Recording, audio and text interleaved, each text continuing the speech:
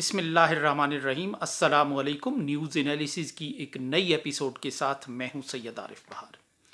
ناظرین، پچھلے دنوں گیلپ کا ایک چونکا دینے والا سروے سامنے آیا تھا جس میں کہا گیا تھا کہ پاکستان کی 58% آبادی نوجوانوں پر مشتمل ہے اور 45 سال سے کم عمر افراد میں سے 80% افراد نے ٹی وی چینلز دیکھنا چھوڑ دیے ہیں، اور اس کی وجہ انہوں نے یہ بیان کی تھی کہ ٹی وی چینلز پر ایجنڈا صحافت ہو رہی ہے اور جھوٹ کی صحافت پھیلائی جا رہی ہے، اور یہ کہ انفارمیشن دینے کی بجائے ایک شخص کو ٹارگٹ کیا جاتا ہے۔ اب پاکستان کے موجودہ حالات کے تناظر میں وہ ایک شخص کون ہے، یہ اس پہ بات کرنے کی زیادہ ضرورت نہیں ہے، لیکن اس بات میں کوئی کلام نہیں ہے کہ پاکستان کا پرائیویٹ میڈیا، بالخصوص جو پرائیویٹ چینلز ہیں، وہ صحافت کے روایتی اصولوں کی پاسداری کرنے کی بجائے وہ انفارمیشن اور ابلاغ اور دوسری جو صحافتی ذمہ داریاں ہیں ان کو دیانتداری سے پورا کرنے کے بجائے وہ لٹھ لے کر ایک شخص کے، ایک فرد کے پیچھے پڑ گئے ہیں، اور ان کی جو حیثیت ہے وہ رائے ساز ادارے سے زیادہ بیانیہ سازی کی ایک مشین کی سی ہو کر رہ گئی ہے، اور مشین بھی ایسی کہ جو محض فوٹو سٹیٹ مشین ہو، یعنی ایک ہی بیان کی کاپیاں وہ مسلسل نکالے جا رہی ہے، یا جو ایجنڈا ان کا سیٹ ہوتا ہے وہ پھر پورے ایک نیٹ ورک کے طور پہ اس ایجنڈے کو ٹو کرتے ہیں، اس کو آگے بڑھاتے ہیں، اس پہ عمل کرتے ہیں۔ وہ ٹویٹر ہو، وہ فیس بک ہو، یا وہ ٹی وی کے شوز ہوں، وہ سب اس بات کے لیے وقف ہو کر رہ گئے ہیں کہ انہوں نے ایک ایجنڈے کو آگے بڑھانا ہے۔ ایک لائن ہوتی ہے اور یوں لگتا ہے کہ سب دست بستہ ایک لائن میں کھڑے ہو کر اپنا اپنا رول جو ہے وہ ابلاغ اور اطلاع کے اس شعبے میں ادا کر رہے ہیں۔ یہ صحافتی بددیانتی کی ایک بدترین مثال ہے کہ جب آپ اپنی پیشہ ورانہ ذمہ داریوں کو، جب آپ یہ دعویٰ کریں کہ آپ کا کام سچ اور اصلی حقیقی جو خبر ہے، جو صورتحال ہے، وہ اپنے ناظر تک، اپنے قاری تک پہنچانا ہے، لیکن رول آپ کا اس کے برعکس ہو، آپ ایک ایجنڈے کے تحت، ایک واٹس ایپ گروپ کے تحت کام کر رہے ہوں، اور اس گروپ کے تحت جو آپ کو ٹاسک ملے آپ اس کو پورا کریں۔ اب یہ زمانہ چونکہ بدل گیا، نسلیں بدل گئیں اور متبادل آ گیا، سب سے بڑی بات یہ ہے کہ قاری یا ناظر جو ہے اس کے پاس آپشن آ گیا، اور پی ٹی وی کے زمانے میں 80 70 اور اس سے پہلے کے زمانے میں پاکستان کے ایک عام آدمی کے پاس ایک تو ذرائع ابلاغ کی پہنچ نہیں تھی ہر آدمی تک، اور ہر آدمی کی پہنچ ذرائع ابلاغ تک نہیں تھی۔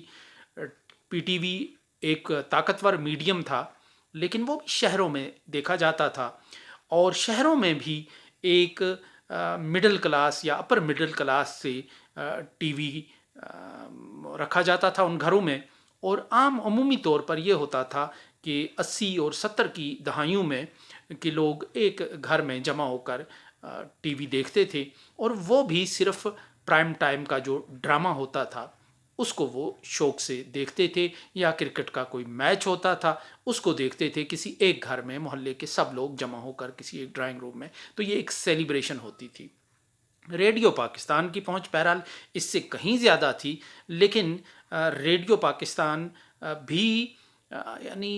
عام آدمی تک اس حد تک نہیں پہنچتا تھا کہ وہ اس سے بہت زیادہ انفلوئنس حاصل کرے۔ تو نتیجتاً جتنی رائے عامہ تک یا جتنی آبادی تک یہ میڈیم پہنچتے تھے تو وہ آبادی صرف انہی میڈیمز پر بھروسہ کرنے پر مجبور ہوتی تھی، انہی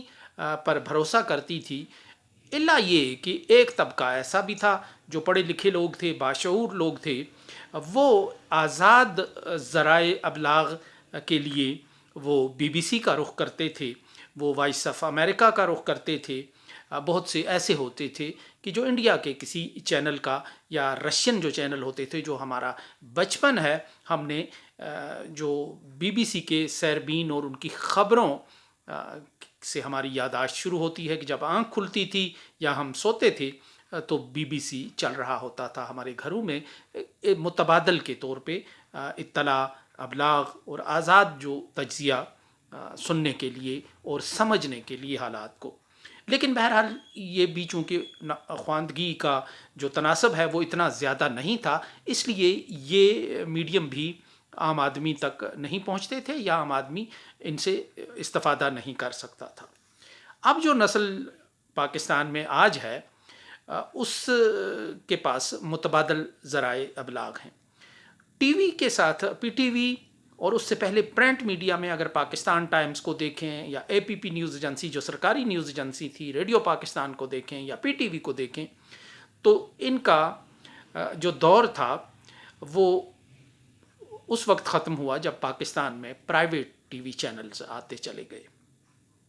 اخبارات میں تو جب متبادل اخبارات آ گئے، آزاد اخبارات آتے گئے، پرائیویٹ طور پہ جنہوں نے ڈیکلریشن لے کے اخبارات نکالے، تو اس وقت ان کا کی جو اہمیت ہے وہ ختم ہوتی چلی گئی. لیکن جو ٹی وی چینلز ہیں ان کی اہمیت اس وقت ختم ہونے لگی جب پاکستان میں جنرل پرویز مشرف کے دور میں پرائیویٹ میڈیا کا، الیکٹرانک میڈیا کا ایک سیلاب آ گیا. اب ریموٹ بھی ایک ناظر کے ہاتھ میں تھا، ایک ویور کے ہاتھ میں تھا، اور اس کو ایک انفارمیشن بھی ملی. اس کو سٹیریوٹائپ جو ایک بیانیہ تھا، جو موقف ہوتا تھا حکومتوں کا، جو خبرناموں کی ایک سرخیاں ہوتی تھی، ان سے نجات کی راہ بھی اس میں نظر آئی. سو وہ دیوانہ وار اس کی طرف لپک گیا،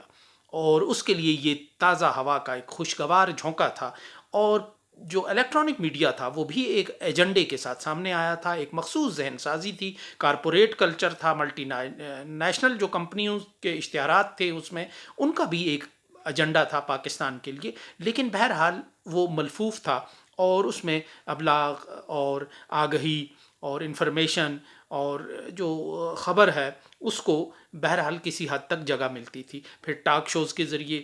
ایک سیاسی دنگل سجانے کا ایک رواج چل پڑا، تو لوگوں نے اس میں دلچسپی لی. وکلا تحریک میں جو پاکستان کا پرائیویٹ میڈیا تھا وہ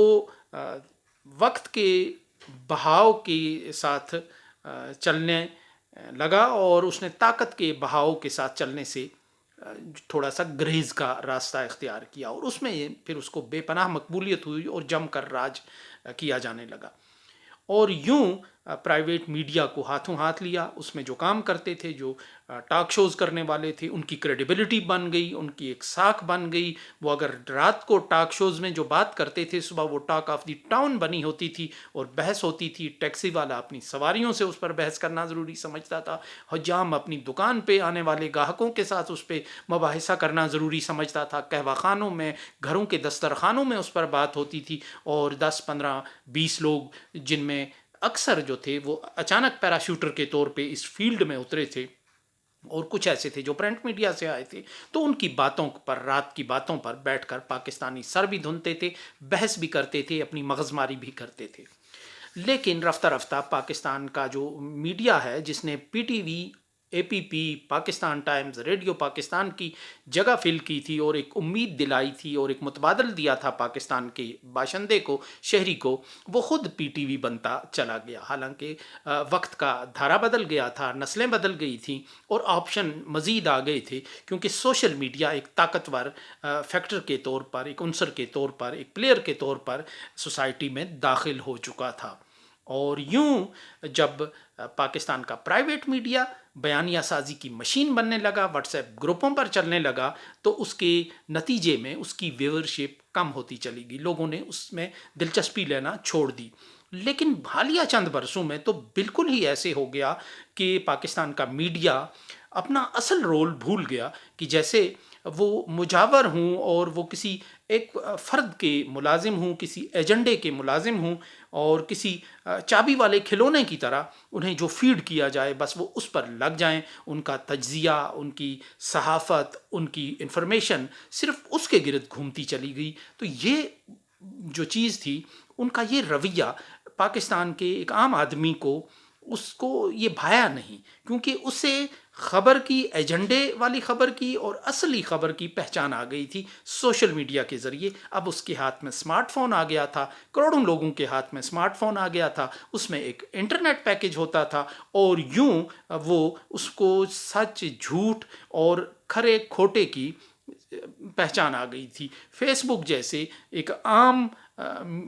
جو میڈیم ہے، اس نے ہر آدمی کے اندر کا ایک صحافی بیدار کیا تھا، اور کسی نہ کسی حد تک فیس بک کا ہر یوزر جو ہے وہ اسے 5-10% آپ صحافی کہہ سکتے ہیں، کیونکہ وہ انفارمیشن بھی دیتا ہے، وہ تصویر بھی اپلوڈ کرتا ہے، اسے آپ فوٹو جرنلسٹ بھی کہہ سکتے ہیں، اسے آپ رپورٹر بھی کہہ سکتے ہیں، اسے آپ تبصرہ نگار بھی کہہ سکتے ہیں، کیونکہ اس کے پاس 5,000 لوگوں تک بات پہنچانے کا، تصویر پہنچانے کا آپشن بھی موجود ہے، اور کسی بھی تصویر پر، کسی بھی خبر پر، کسی بھی رپورٹ پر تبصرہ کرنے کا حق بھی اس کے پاس ہے۔ تو یوں ہر آدمی کے اندر کا ایک صحافی بیدار ہو گیا، اور اسے سمجھ آ گئی کہ کون سا جو ٹی وی چینل ہے وہ ایجنڈے کے تحت کام کرتا ہے، اور کون سا صحافی جو ہے وہ ایک لگے بندے اور واٹس ایپ پہ آنے والی کسی ہدایت کو آگے چلا رہا ہے۔ بدقسمتی یہ ہے کہ پاکستان کے بہت سے طاقتور لوگ، یعنی جو رائے سازی کا کام 1-2-3 سال پہلے کرتے تھے، وہ بھی جب اس مشین بن کر رہ گئے تو ان کی کریڈیبلٹی بھی لوز ہوتی چلی گئی۔ بہت سے لوگوں نے ملاقاتوں میں مجھے کہا کہ انہوں نے ٹی وی دیکھنا چھوڑ دیا ہے، اور وہ سوشل میڈیا استعمال کرتے ہیں، وہ یوٹیوب پر دیکھتے ہیں، وہ یوٹیوبرز کو دیکھتے ہیں، اور بڑے پیمانے پر لوگوں نے پاکستان کے الیکٹرانک میڈیا سے منہ موڑ لیا، اور یہ غیر متعلقہ ہوتا چلا گیا۔ اور شاید یہی وجہ ہے کہ اس کمی کو دور کرنے کے لیے وہی جو گرو تھے اس میڈیا کے، جو ایک شناخت اور پہچان بنے تھے، کہ جو بالکل جن کی رات کی جو بات ہے وہ صبح شہر کا افسانہ بنتی تھی، وہ سارے لوگ جو ہے وہ پھر اس طرف آنے لگے، یوٹیوب کی طرف بھی آنے لگے، وہ فیس بک پر بھی آنے لگے، وہ ٹویٹر پر بھی آنے لگے، لیکن وہاں انہیں سبسکرائبر بھی مل گئے، لائکس بھی مل گئے، ویوز بھی مل گئے، اور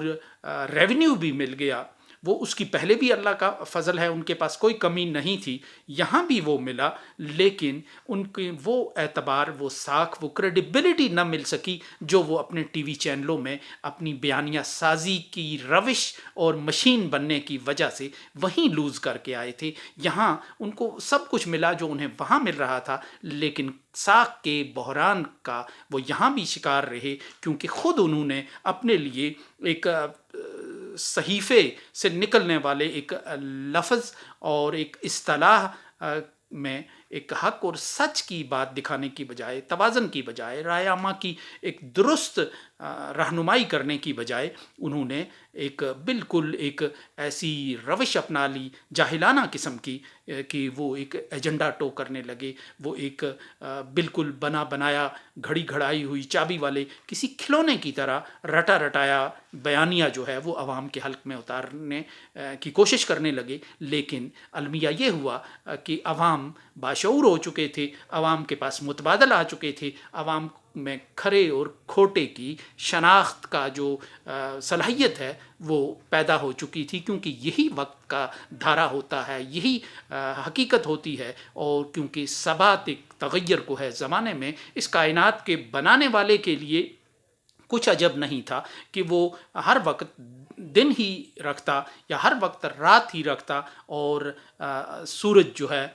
وہ یا پورا دن زوفشاں رہتا لوگوں کے سروں پر، یا کہکشاں لوگوں کے سروں پر سایہ کیے رہتی پوری رات بن کر۔ لیکن تنوع، تبدیلی، اور یہ جو فطرت کا اصول ہے، اور